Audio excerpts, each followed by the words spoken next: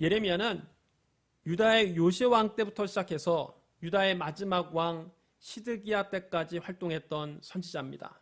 북왕국 이스라엘은 이미 아수르에서 멸망을 당했고 남왕국 유다도 멸망의 길로 가고 있었습니다.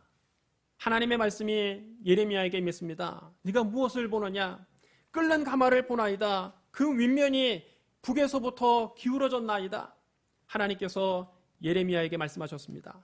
재앙이 북방에서 일어나 이 땅의 모든 주민들에게 부어지리라. 내가 북방 왕국들의 모든 족속을 부를 것인즉 그들이 와서 예루살렘 성문허 위에 각기 차례를 정하고 그 사방 모든 성벽과 유다 모든 성읍들을 치리라.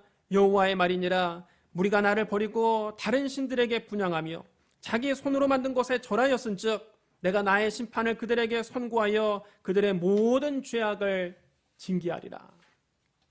예레미야는 이 끓는 가마 환상을 보고 재앙이 북쪽에서 올 것을 미리 알고 있었습니다. 하나님이 또 말씀하셨습니다. 보라, 한 민족이 북방에서 오며 큰 나라가 땅끝에서부터 떨쳐 일어나나니 그들은 활과 창을 잡았고 잔인하여 사랑이 없으며 그 목소리는 바다처럼 표효하는 소리라. 그들이 말을 타고 전사같이 다 대열을 벌이고 시온의 딸인 너를 치료하느니라. 예레미야는 이 하나님의 말씀을 듣고 유다가 북방에 있는 바벨론에 의해서 멸망당할 것을 미리 알고 있었습니다. 그는 조국이 멸망할 것을 미리 알았고 또 실제로 처참하게 멸망해가는 과정을 자기 두 눈으로 똑똑히 지켜봐야만 했습니다.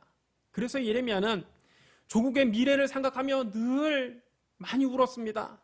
예레미야 5장 19절로 22절입니다. 슬프고 아프다. 내 마음속이 아프고 내 마음이 답답하여 잠잠할 수 없으니 이는 나의 심령이 나팔소리와 전쟁의 경보를 들음이로다. 패망에 패망이 연속하여 온 땅이 탈취를 당하니 나의 장막과 휘장은 갑자기 파멸되도다. 내가 저 깃발을 보며 나팔소리를 듣기를 어느 때까지 할꼬. 내 백성은 나를 알지 못하는 어리석은 자요 지각이 없는 미련한 자식이라. 악을 행하기에는 지각이 있으나 선을 행하기에는 무지하도다. 전쟁과 패망이 유다의 코앞까지 닥쳤으나 백성들은 미련하고 어리석어서 하나님께 회개하지 않았습니다. 그것을 지켜보는 예레미야는 마음이 슬프고 아프고 답답합니다. 그래서 울 수밖에 없는 겁니다. 예레미야 8장 18절 22절에도 이렇게 기록되어 있습니다. 슬프다 나의 근심이여 어떻게 위로를 받을 수 있을까? 내 마음이 병들었도다. 딸 내 백성의 심히 먼 땅에서 부르짖는 소리로다. 여호와께서 시온에 계시지 아니한가? 그의 왕이 그 가운데 계시지 아니한가? 그들이 어찌하여 그 조각한 신상과 이방의 헛된 것들로 나를 경노하게 하였는고 하시니 추수할 때가 지나고 여름이 다하였으나 우리는 구원을 얻지 못한다 하는도다. 딸 내 백성이 상하였으므로 나도 상하여 슬퍼하며 놀라움에 잡혔도다. 길르앗에는 유향이 있지 아니한가? 그곳에는 의사가 있지 아니한가? 딸 내 백성이 치료를 받지 못하면 어찌 됨인고. 유다 백성은 하나님을 멀리 떠나서 조각한 신상과 이방의 헛된 것들을 섬겼습니다. 그들은 하나님을 경노하시게 했습니다. 결국 유다는 멸망당할 것입니다. 조국의 미래를 생각할 때 예레미야는 근심하지 않을 수 없었습니다. 마음이 병들 지경이었습니다. 그는 슬퍼하며 눈물을 흘릴 수밖에 없었습니다. 오늘 본문에도 이렇게 기록되어 있습니다. 어찌하면 내 머리는 물이 되고 내 눈은 눈물 근원이 됐고 죽임을 당한 딸 내 백성을 위하여 주야로 울리로다. 여러분 따라해주셔야 합니다. 내 백성을 위하여 주야로 울리로다. 예레미야는 장차 죽임을 당할 자기 백성들을 생각하며 밤낮 울었습니다. 그래서 예레미야를 가리켜 눈물의 선지자라고 부르는 겁니다. 그런데 신약 성경을 보면 예레미야 못지않게 많이 우셨던 분이 나옵니다. 바로 우리 주 예수 그리스도입니다. 예루살렘의 변두리 베다니에는 예수님의 친한 친구들이 살고 있었습니다. 나사로와 마르다와 마리아 삼남매가 바로 그들입니다. 예수님 평소에 이 나사로 삼남매 무척 친하게 지내셨습니다.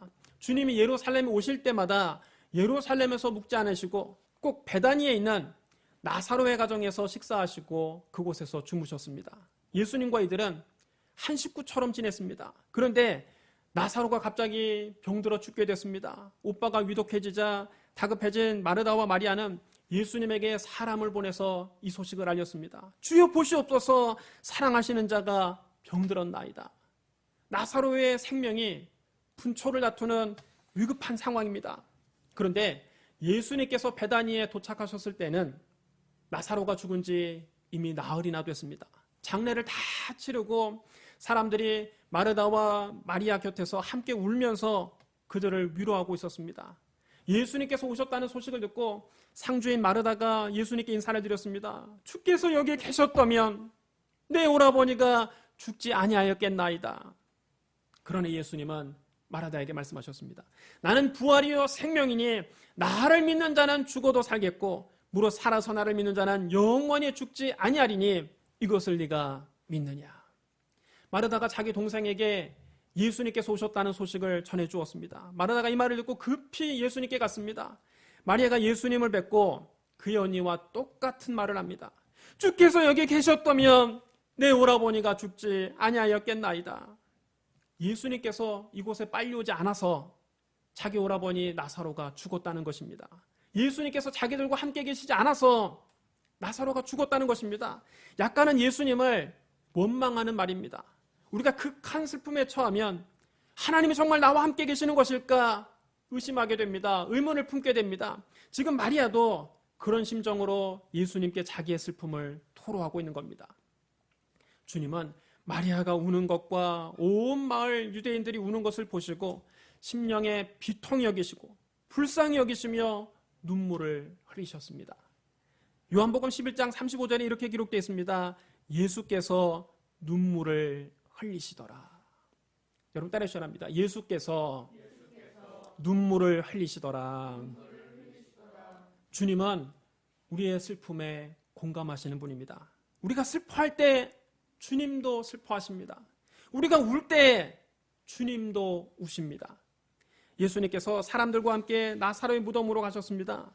유대인들은 대개 자연 동굴이나 인공적으로 바위를 파서 무덤을 만들었습니다. 그리고 자연재해나 들짐승의 습격으로부터 시신을 보호하기 위해 그 무덤 문 입구를 큰 돌을 굴려서 막아놓습니다. 나사로의 무덤 앞에 서신 예수님이 갑자기 마르다와 마리아를 보시며 말씀하십니다. 돌을 옮겨놓으라. 상식적으로 판단하면 황당한 말씀입니다. 마르다는 예수님의 말씀이 도무지 이해가 되지 않았습니다. 주여, 죽은 지 이미 나흘이나 되어 썩은 냄새가 나나이다. 그런 예수님은 마르다를 꾸짖으셨습니다. 내 말이 네가 믿으면 하나님의 영광을 보리라 하지 아니하였느냐.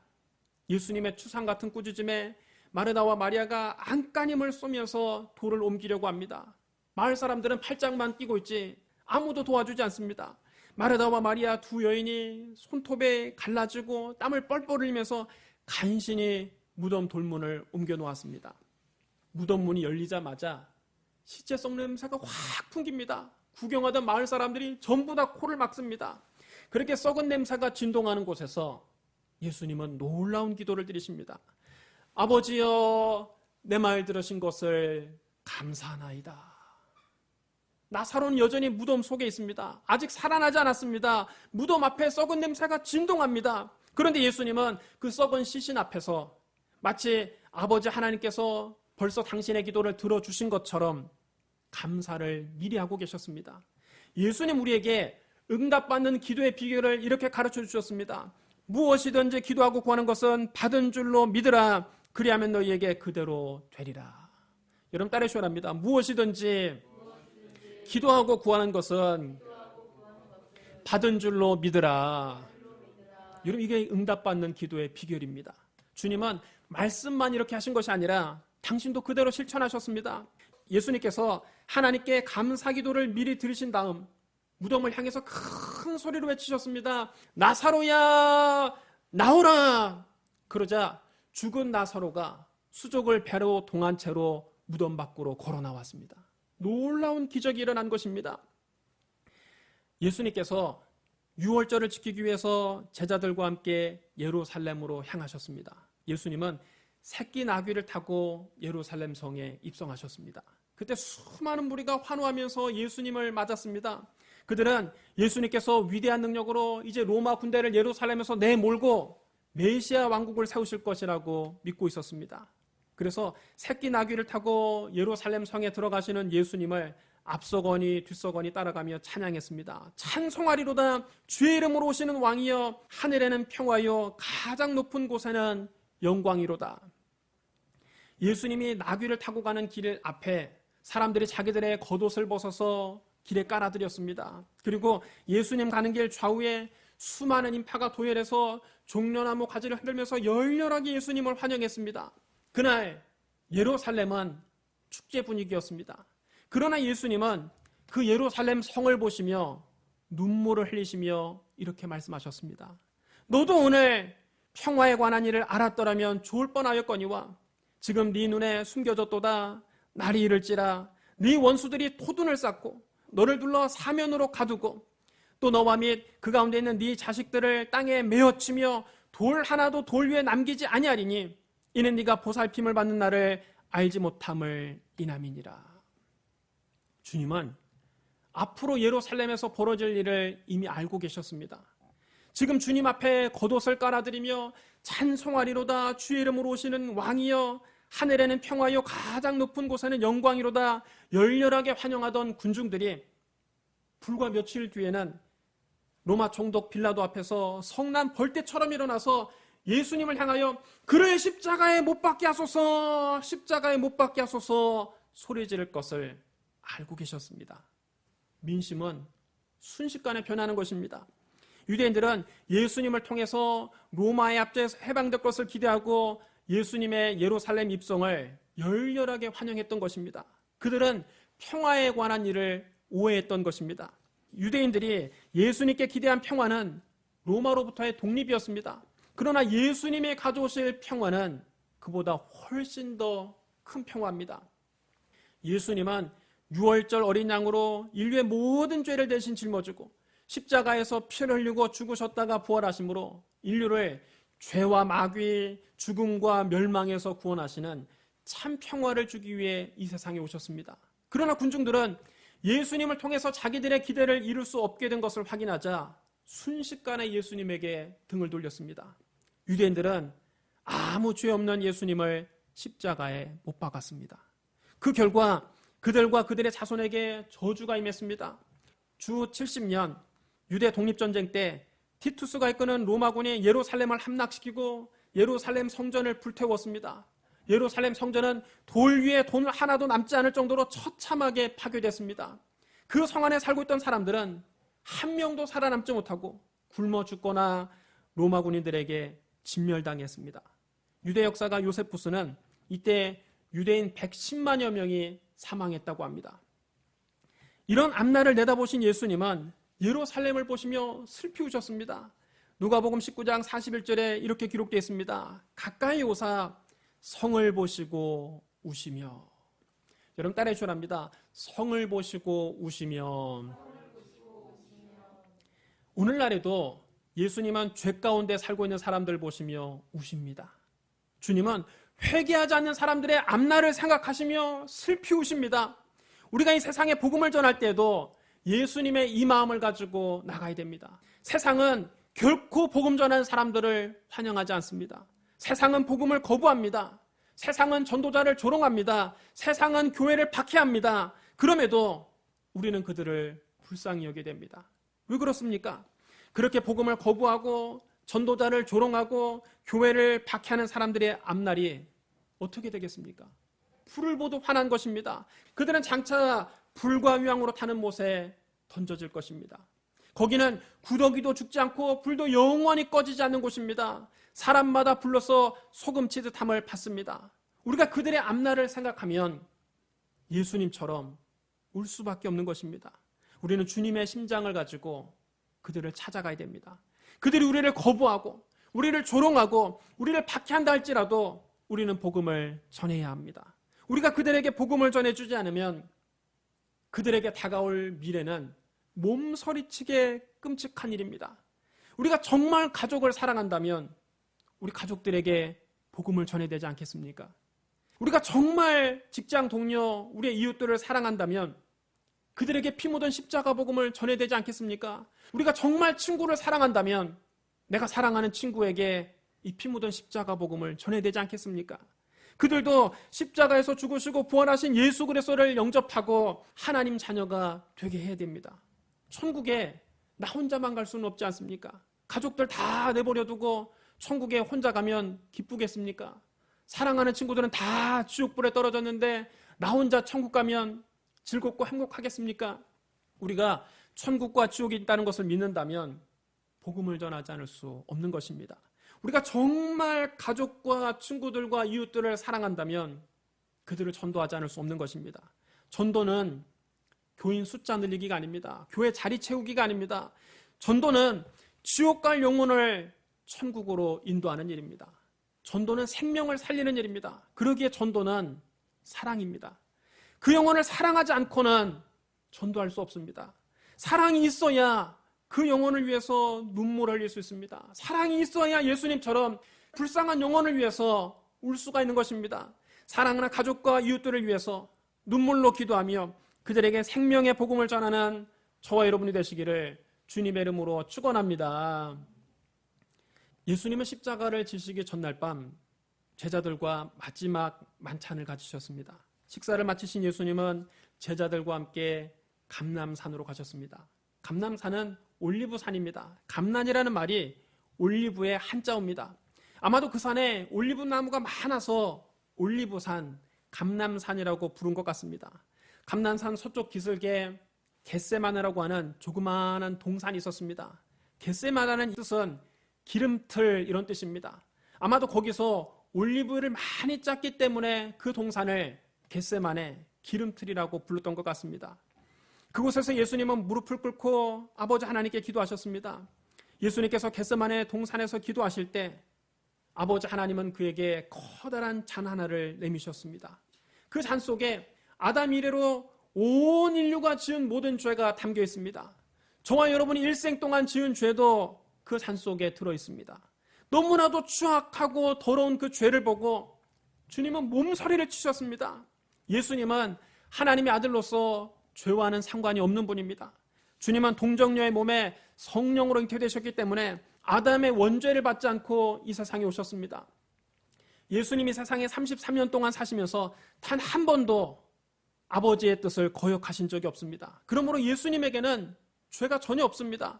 히브리서 4장 15절에 이렇게 기록되어 있습니다. 우리에게는 대제사장은 우리의 연약함을 동정하지 못하시리가 아니요 모든 일에 우리와 똑같이 시험을 받으신 이로 돼 죄는 없으시니라.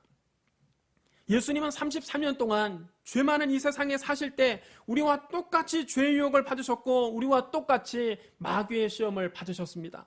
하지만 예수님은 그 모든 시험을 이기고 그 모든 유혹을 이기고 죄를 범하지 않으셨습니다. 그러므로 예수님은 죄와는 전혀 상관이 없는 분입니다. 그런데 하나님께서 이런 예수님에게 인류의 모든 죄가 담긴 잔을 마시라고 하십니다.